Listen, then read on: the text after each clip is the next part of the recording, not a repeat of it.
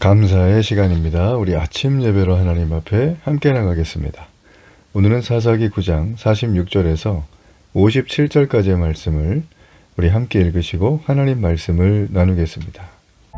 세겜 망대의 모든 사람들이 이를 듣고 엘브릿 신전의 보루로 들어갔더니 세겜 망대의 모든 사람들이 모인 것이 아비멜렉에게 알려지매 아비멜렉 및 그와 함께 있는 모든 백성이 살몬산에 오르고 아비멜렉이 손에 도끼를 들고 나뭇가지를 찍어 그것을 들어올려 자기 어깨에 메고 그와 함께 있는 백성에게 이르되 너희는 내가 행하는 것을 보나니 빨리 나와 같이 행하라. 하니 모든 백성들도 각각 나뭇가지를 찍어서 아비멜렉을 따라 보루 위에 놓고 그것들이 얹혀있는 보루에 불을 놓으매 세겜 망대에 있는 사람들이 다 죽었으니 남녀가 약 1000명이었더라. 아비멜렉이 데베스에 가서 데베스에 맞서 진치고 그것을 점령하였더니 성읍 중에 견고한 망대가 있으므로 그 성읍 백성의 남녀가 모두 그리로 도망하여 들어가서 문을 잠그고 망대 꼭대기로 올라간지라. 아비멜렉이 망대 앞에 이르러 공격하며 망대 문에 가까이 나아가서 그것을 불사르려 하더니 한 여인이 맷돌 윗짝을 아비멜렉의 머리 위에 내려 던져 그의 두개골을 깨뜨리니 아비멜렉이 자기의 무기를 든 청년을 급히 불러 그에게 이르되 너는 칼을 빼어 나를 죽이라. 사람들이 나를 가르쳐 이르기를 여자가 그를 죽였다 할까 하노라. 그 청년이 그를 찌르매 그가 죽은지라. 이스라엘 사람들이 아비멜렉이 죽은 것을 보고 각각 자기 처소로 떠나갔더라. 아비멜렉이 그의 형제 70명을 죽여 자기 아버지에게 행한 악행을 하나님이 이같이 갚으셨고 또 세겜 사람들의 모든 악행을 하나님이 그들의 머리에 갚으셨으니 여룻바알의 아들 요담의 저주가 그들에게 응하니라. 사사기 9장에서 아비멜렉은 승승장구하고 있습니다. 이 승승장구하는 아비멜렉 거칠 것이 없죠. 그의 위세, 그의 영광은 정말 끝없이 하늘을 향하여 걸어가는 것 같았습니다. 그런데 오늘 본문의 말씀은 반전입니다. 수치와 조롱이 가득한 죽음의 그림자가 나타나는 본문입니다. 과연 무슨 내용인가 한번 살펴보겠습니다. 아비멜렉은 왕이 되기 위해서 70명이나 되는 이복 형제들을 죽이는 일도 서슴지 않은 인물입니다. 자, 그런 살인자인 그가 왕이라는 자리에 올랐고 또 악행을 저지르는 것들을 계속 이어져 나오고 있는 이 모습, 과연 오늘의 본문은 우리에게 무엇을 말하는 것일까요? 아비멜렉이 세겜을 쳐서 무차별적으로 사람들을 다 죽였습니다. 그래서 그들 중에 일부가 이 세겜 망대, 거기에는 요새인데요, 엘브릿 신전이 있는 곳입니다. 그들은 이 엘브릿, 언약의 신이라는 뜻인데 우상이 자기들을 지켜줄 것이라고 생각을 했습니다. 아비멜렉 역시 70명의 이복 형제를 죽일 때 바로 이 신전에서 우리 결의대회를 했죠. 자, 그런 맥락에서 볼 때 아비멜렉이 아마 그때를 기억할 것이다. 아무리 서로 지금 이해관계가 틀어졌다고 해도 이 신전에 들어가면 우리를 지켜줄 것이다. 또 우상, 이 엘브릿이 언약의 신이니까 우리를 지킬 것이다 라고 생각을 했습니다. 자, 여러분, 그들의 기대가 정통으로 통했을까요? 그렇지 않죠. 그들의 기대는 헛된 것으로 드러났어요. 아비멜렉은 나무를 찍어다가 신전 보루에 놓고 불을 놓습니다. 자, 결국 불에다 타 죽게 되죠. 우상의 언약은 전혀 지켜지지 않았어요. 그리고 그 안에 도피했던 남녀 1000명이 모두 죽고 마는 참극이 벌어지게 되었습니다.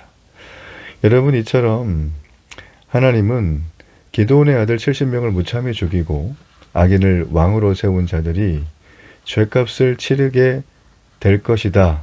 자, 이 말이 성취가 되었죠. 뿐만 아니라 그들의 우상 신전마저 함께 제거하셨습니다. 인간이 이처럼 헛된 것을 의지하지만 하나님은 그 헛된 것들을 철저히 멸하심으로 하나님의 존귀와 영광을 드러내십니다. 아비멜렉은 세겜을 진멸하는 것에서 멈추질 않아요. 50절에 보니까 더베스라는 곳으로 진격을 합니다. 그리고 그 성을 점령을 하죠. 이 점령을 한 것까진 좋아요. 근데 왜 점령했을까? 우리가 좀 알아야겠죠. 자, 이 성은 세겜 사람들과 함께 아비멜렉의 반대편에 섰던 자들입니다. 자, 그래서 아비멜렉이 이 성 역시 본때를 보여주기 위해서 점령을 한 것 같아요. 근데 그 점령하고 또 모든 걸 정리하는 그의 행동이 너무나 무차별적이고 폭력적이고 잔인하다는데 이 문제가 있어요. 이미 성이 점령이 됐죠. 또 망대로 도망을 또 갔어요. 51절에 보니까 이게 약간 나비 효과 같은 뭐 그런 게 좀 있죠. 예. 그래서 이제 그냥 좀 이렇게 어떻게 보면 점령을 했으니까 이제 사륙을 멈춰도 되는데 이 아비멜렉은 사륙을 계속 이어갑니다. 망대로 도망한 사람들과 어떤 뭐 대화를 통해서 좀 뭔가 이렇게 해결책을 찾으려고 하는 행동조차 보이질 않고 그냥 조금 전에 했던 것처럼 세겜 망대에 불살라서 1000명 죽인 것처럼 지금 여기 더베스라라고 하는 지역의 망대 역시 불살라 다 죽이려는 그런 계획으로 재빨리 움직입니다. 그러니까 복수, 나를 왜 배신했어? 또 거기에 대한 대가로 무차별적인 사륙. 자, 이 행동을 왕이라고 하는 인물이 그 민족 전체의 리더라고 하는 사람이 서슴없이 자행하고 있다는 거예요. 이게 여러분 우리 현실에도 벌어진다고 하면 이보다 더 끔찍한 일은 없죠. 현실에서 사륙이 있겠습니까? 예, 총의 전쟁, 무기의 전쟁이 아닌 이상 현실에서는 그런 전쟁은 없어요. 그러나 국민을 우롱하거나 또 하나님의 창조 질서를 부정하는 제도나 법을 시행하게 된다면 여러분 이것은 왕이 해서는 안 될 행동이라는 것입니다. 자, 이제 하나님은 지켜보시다가 더 이상 볼 수가 없어졌습니다. 그래서 심판하죠. 53절에 보면 참 코미디 같은 상황 때문에 이 복수와 이 사륙의 눈이 먼 이 왕이 죽게 됩니다. 내용이 뭐예요? 한 여자가 던진 맷돌 윗짝, 자 거기에 머리를 맞고 두개골이 깨졌다 그랬어요. 이거는 뭐 살 방법이 없죠. 아비멜렉은 그렇게 죽어요.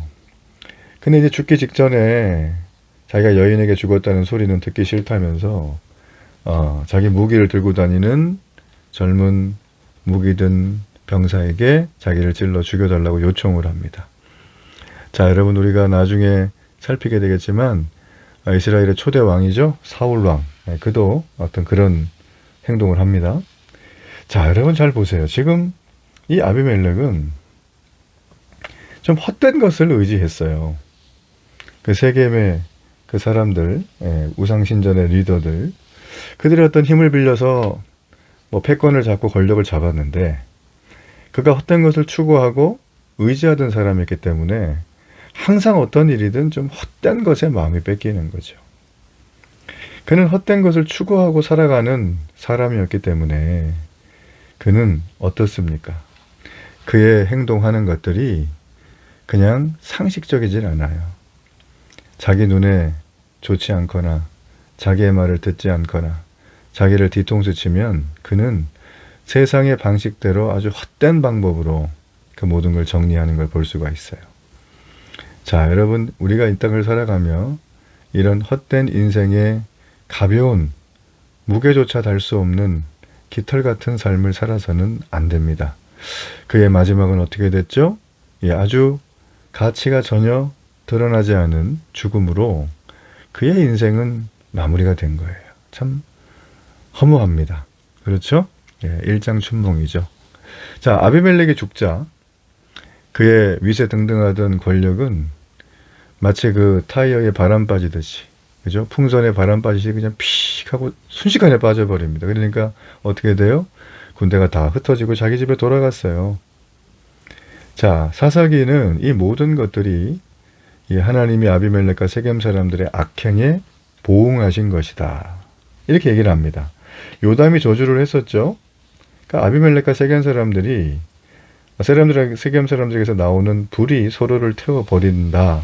그걸 끝난다라고 얘기를 했어요. 20절에서. 그렇죠? 그대로 된 겁니다.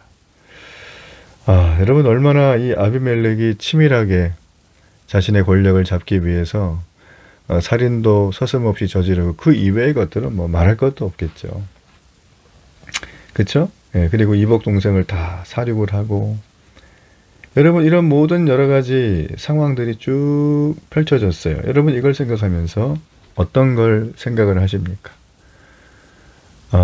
여러분 우리는 하나님의 말씀을 붙들고 가야 합니다. 왜냐하면 지금 여기 나오는 이 모든 내용들은 하나님께서 요담이라고 하는 굉장히 나약한 도망자, 평범한 인물이죠. 예, 이 아비멜렉을 저주한 다음에 그는 다시 등장하지 않습니다. 어디 살았는지도 잘 몰라요. 첩가한 거죠. 명색이 그래도 이 기드온의 자녀 중에 하나인데, 그죠?